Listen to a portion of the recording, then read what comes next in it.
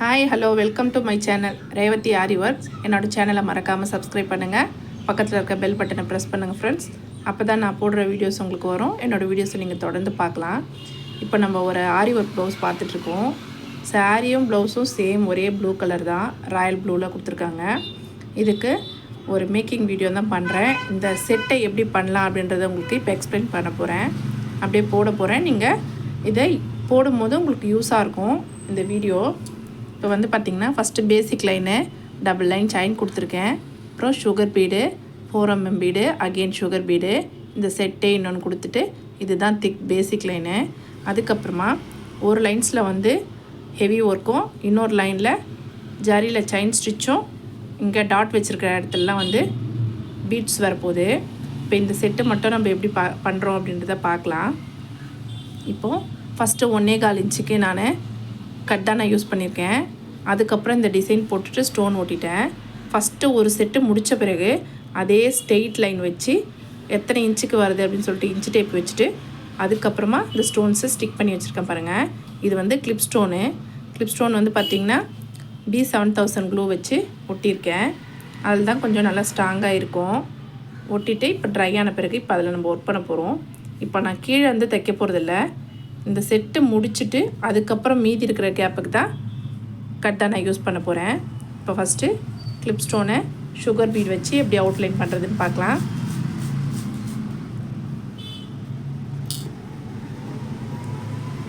எப்பவும் போல் நம்ம 2 sugar beat வச்சு தைக்க போகிறோம்.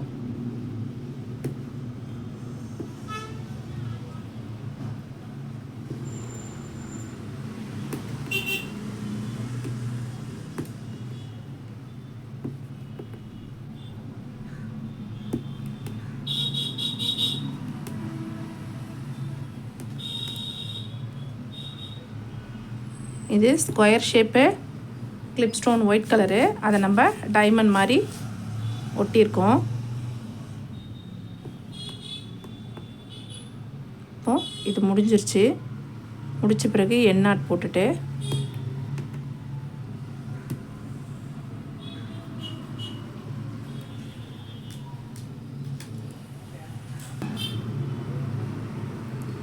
இப்போது நம்ம டைமண்ட் ஷேப்பை அவுட்லைன் பண்ணியாச்சு.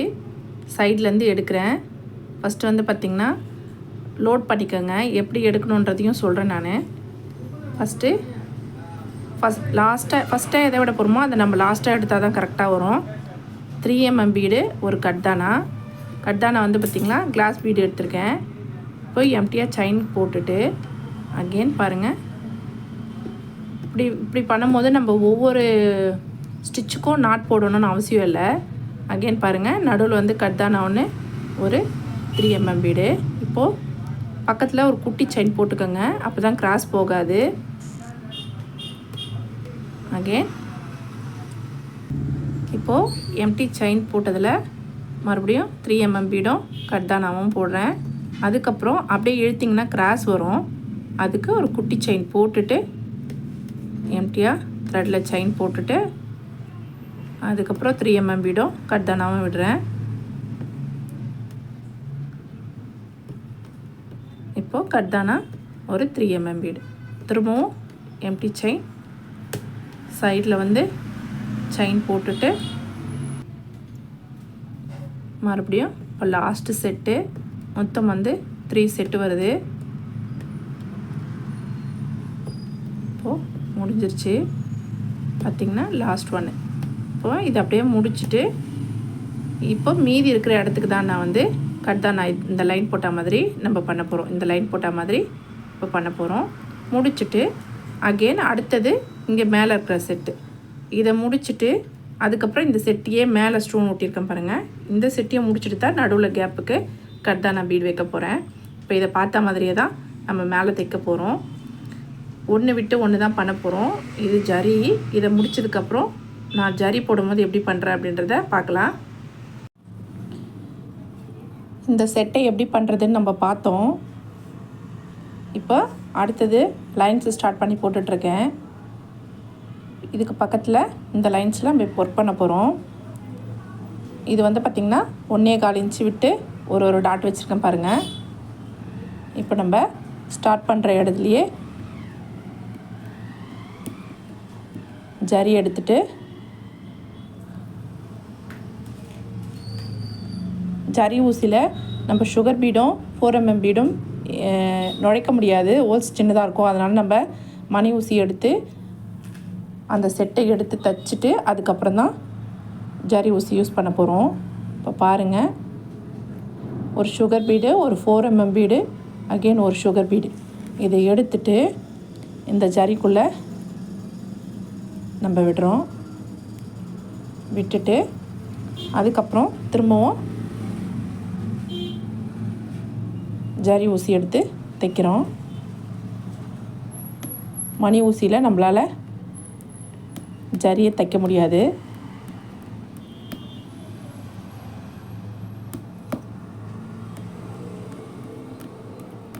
அடுத்தது இன்னொரு டாட் கிட்ட வரும்போது அந்த மெத்தடையை யூஸ் பண்ணோம். மறுபடியும் ஒரு சுகர் பீடு, ஒரு 4mm பீடு, ஒரு சுகர் பீடு ஜரியில் மாட்டி விட்டுட்டு அகெயின் செயின் ஸ்டிச்சு ஸ்டார்ட் பண்ணுறோம்.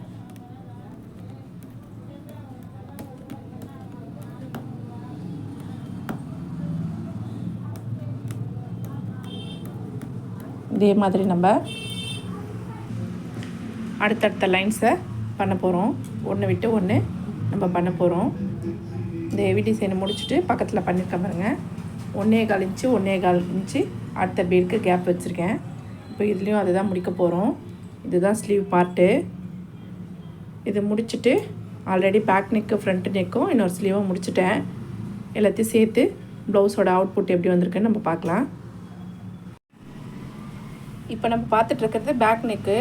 பேக் நெக்கில் என்ன ஒர்க் பண்ணியிருக்கேன் அப்படின்றத எக்ஸ்பிளைன் பண்ணுறேன். Double line chain stitch zari use பண்ணி செயின் ஸ்டிச் போட்டுட்டு sugar bead, 4mm bead, again sugar bead, இந்த பேசிக் லைனே இன்னொரு லைன் கொடுத்துட்டு இதுதான் திக் லைனே. பேக் நெக்கில் ரொம்ப சிம்பிளாக கேட்டிருந்தாங்க, அதனால் சிம்பிளாக முடிச்சுட்டு புட்டாஸ் பார்த்திங்கன்னா பேக் நெக் ரொம்ப சிம்பிளாக இருக்கிறதுனால புட்டாஸ் கொஞ்சம் பெருசாக கிராண்டாக பண்ணிட்டேன். 4mm பீடு, சுகர் பீடு, மேலே ஒரு அரும்பு, கீழே 3 மணி வச்ச மாதிரி அரும்பு. இதுதான் பேக் பார்ட்டு. அடுத்தது ஸ்லீவ் நம்ம மேக்கிங் வீடியோ பண்ணியிருக்கோம்.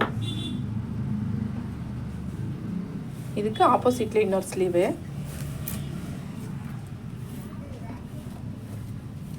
ஆப்போசிட்டில் இன்னொரு ஸ்லீவு.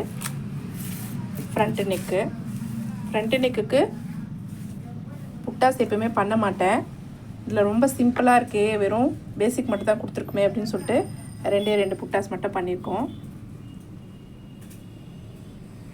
வீடியோ பிடிச்சிருந்தா லைக் பண்ணுங்கள், ஷேர் பண்ணுங்கள், கமெண்ட் பண்ணுங்கள் ஃப்ரெண்ட்ஸ். தேங்க்யூ ஃபார் வாட்சிங் திஸ் வீடியோ.